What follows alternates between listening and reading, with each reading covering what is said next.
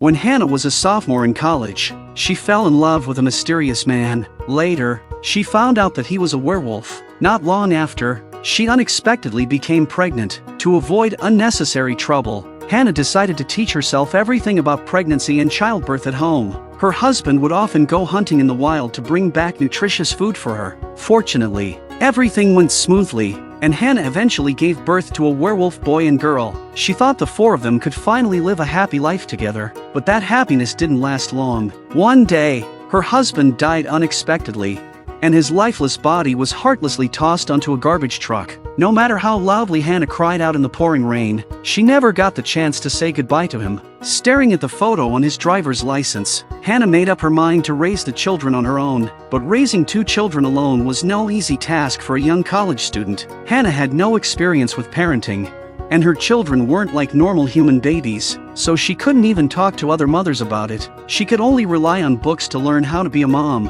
When the kids got sick, she didn't know whether to take them to a pediatric clinic or an animal hospital. With no other choice, she called a doctor for advice. Luckily, it turned out the kids had only eaten some silica gel by accident, and they were fine. Thanks to the money her husband had left behind, Hana's family could still live relatively peacefully. But as time went by, the differences in her children became more noticeable. Their werewolf traits grew stronger and stronger. They even started chewing up the furniture all the time. This left Hana feeling more helpless than ever, and caring for both children left her completely exhausted. She would fall asleep instantly during short breaks, and the chronic sleep deprivation made her look worn out. One day, her daughter Snow was desperate to go out for a walk. With no other option, Hana took both kids to the park, dressing them in hooded clothes so they wouldn't draw attention. But on the way back, Snow got into a scuffle with a stranger's pet dog. The scene shocked Hana, and she hurriedly took her children and left. From that day on, she never dared take the kids out in public again. But at night, the children would howl like wolves, which led to complaints from their neighbors. Since pets weren't allowed in the apartment, the landlord told her they'd have to move out if the issue wasn't resolved. After thinking long and hard, Hana decided to move. After all, werewolves couldn't truly blend into human society. One bright morning, the family moved to the countryside. On the way there, the real estate agent kept trying to talk Hana out of it, urging her to think twice, because life in the countryside would be full of difficulties. But Hana had made up her mind to give her kids a better environment. Soon, they arrived at a rundown old house. Though it was in bad shape, it had working water and electricity. They could even grow their own vegetables to live off the land. Most importantly, there were no other residents for hundreds of meters around. Snow loved it. Their life in the countryside made her excited and full of energy. But Rain was the complete opposite. He was terrified of all the bugs and just wanted to go back to their old home. Seeing this, Hana quickly tried to comfort her son. The old house had all the tools they needed, but cleaning it up was far from easy. The floors collapsed with a single step, and the ceiling crumbled at the lightest push. What bothered Hana most was how badly the roof leaked on rainy days. Thankfully, Hana was incredibly handy, and under her care, the rundown house started to look like a real home. As time went on,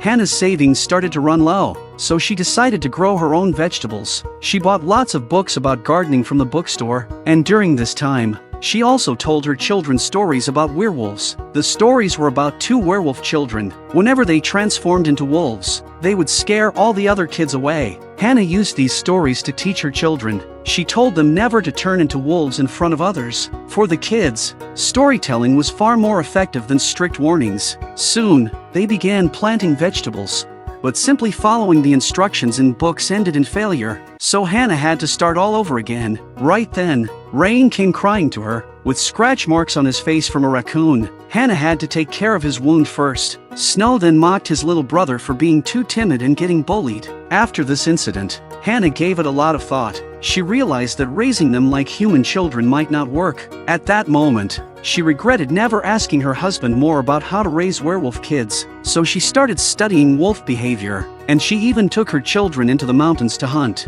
To her surprise, Snow was already a natural. She raced effortlessly through the forests, and even managed to catch small animals with ease. Rain, on the other hand, was completely different. Ever since they entered the forest, he had felt uncomfortable, and eventually sat under a tree and began to cry. He didn't understand why wolves in fairy tales were always the villains, always hunted and killed by humans, but Snow told him.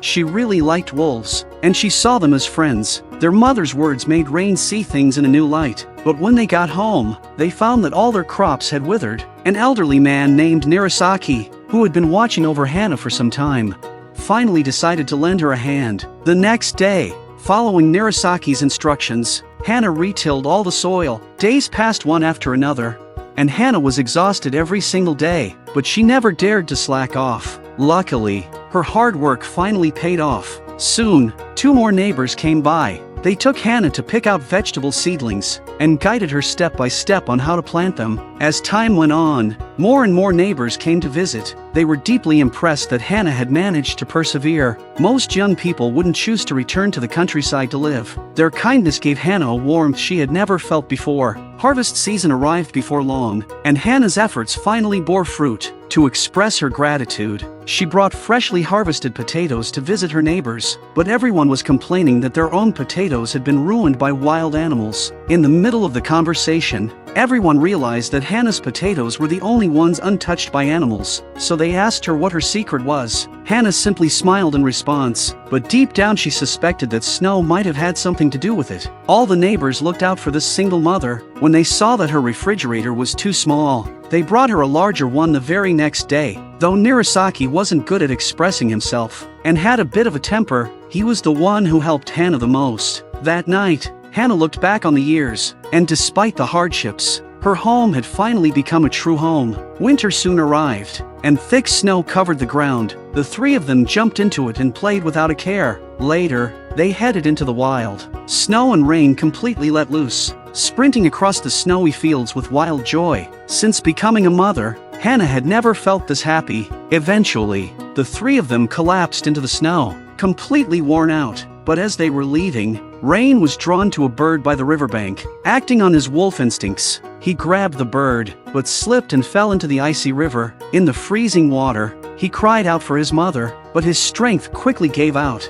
and he sank beneath the surface. Hana heard his cries in the distance and rushed over as fast as she could. Thankfully, at the last moment, Snow managed to pull him out of the water. Seeing Rain lying motionless on the ground, Hana panicked and held him tightly in her arms. Fortunately, Rain came to and began telling her about the hunt he'd just been on, but Hana was already in tears. This was the first time Snow had ever seen her cry. Hana didn't say a word. She just held her 2 children tightly in her arms. It was also the first time she had ever felt such overwhelming fear. Winter passed and spring arrived, marking the beginning of a new year. Snow had reached the age where she should start going to school, but Hana didn't want her to be exposed to human society. However, after much pleading from Snow, Hana finally agreed to let her attend school, on the condition that she never transformed into her werewolf form in front of others. Along the way, Snow skipped and hopped excitedly, but once she arrived at school, she felt out of place. She had never seen so many people in her life. Hana stood in the background, cheering her on.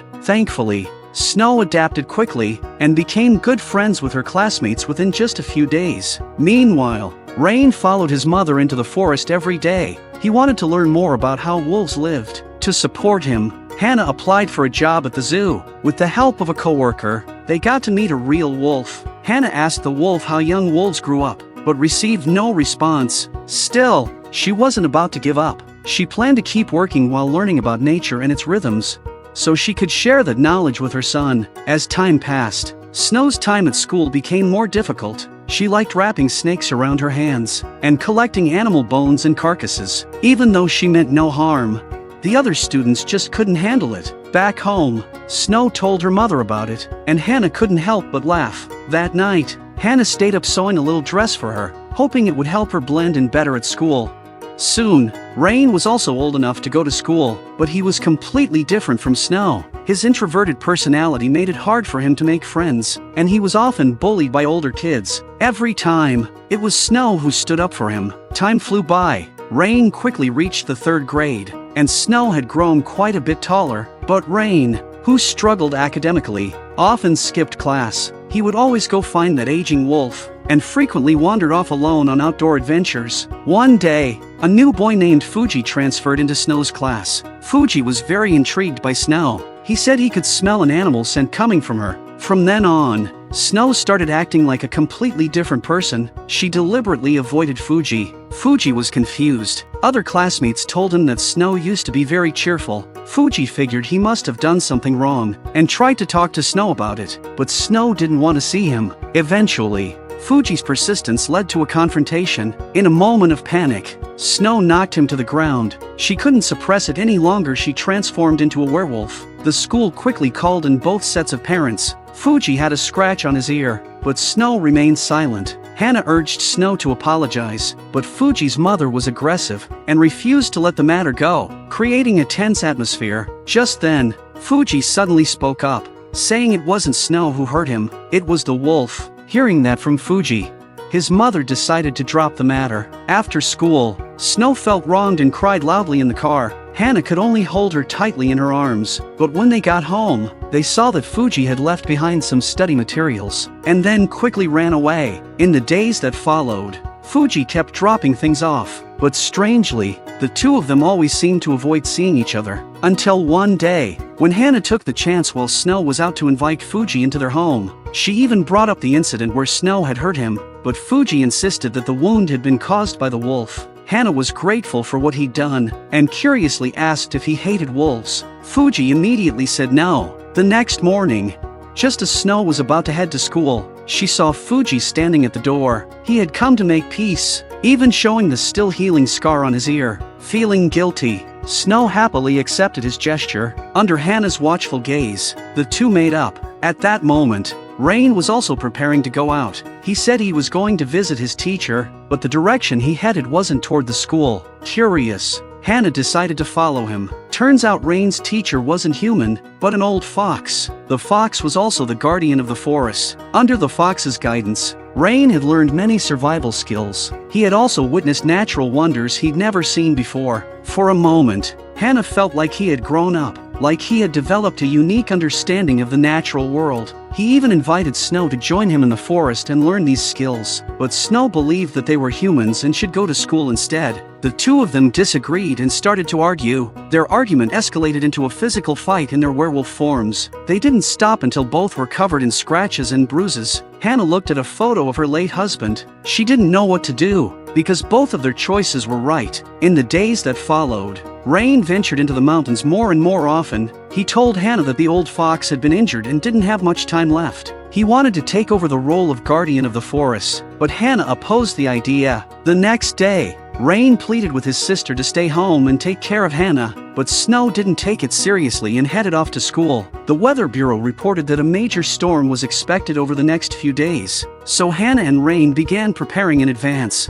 Meanwhile, the school canceled afternoon classes, and all the students waited for their parents to pick them up. After receiving a call from the school, Hana prepared to go pick up Snow, but at that moment, Rain had already left the house. With no other option, Hana went to the mountains to search for her son first. She looked in many places but couldn't find him. Suddenly, there was movement up ahead, and she rushed toward the sound. But instead of Rain, she came face to face with a massive brown bear. Hana froze in fear. Fortunately, the bear didn't harm her. It simply left quietly with its cub. She continued deeper into the forest, but the rain-soaked ground was extremely slippery. Combined with her fatigue from walking so long, Hana lost her footing and tumbled down a slope. She eventually passed out on the forest floor. At school, only Snow and Fuji were left waiting. The storm outside made Snow feel uneasy, but what puzzled her even more was why Fuji's mother hadn't come to get him. Fuji finally opened up about his family. His mother had remarried and was now pregnant. Fuji believed that once the baby was born,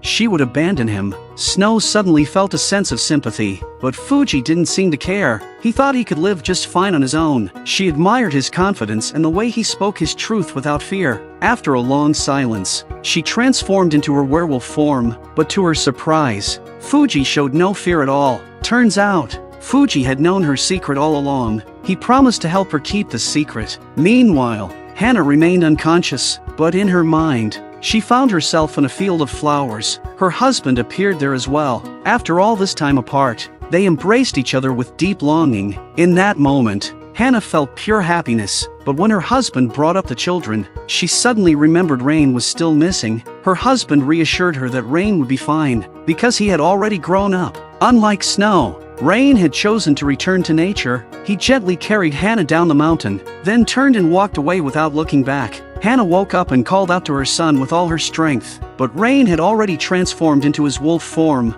He looked back at Hana one last time, then ran confidently toward the mountaintop. At the summit, he let out a powerful howl. At that very moment, the sun began to rise, casting light over the misty forest. Though Hana's eyes were filled with tears, her heart was filled with pride, because she supported every choice her children made. Many years passed in the blink of an eye. Snow smoothly transitioned into middle school, but Hana still loved living in that remote, old house. Every now and then, she would gaze at the photo of her late husband. She felt completely at peace. She enjoyed the mountain breeze that drifted through the window, and listened to the howls of wolves echoing from the forest. It was everything she had always hoped for. Whenever Hana looked back on the past decade or so, her face would light up with a warm, happy smile. It had been tough, but every bit of it was worth it. She had taken on the responsibilities of two people, protecting her children's smiles through wind and rain. She wasn't just a single mother, she was a hero unstoppable in the eyes of her children.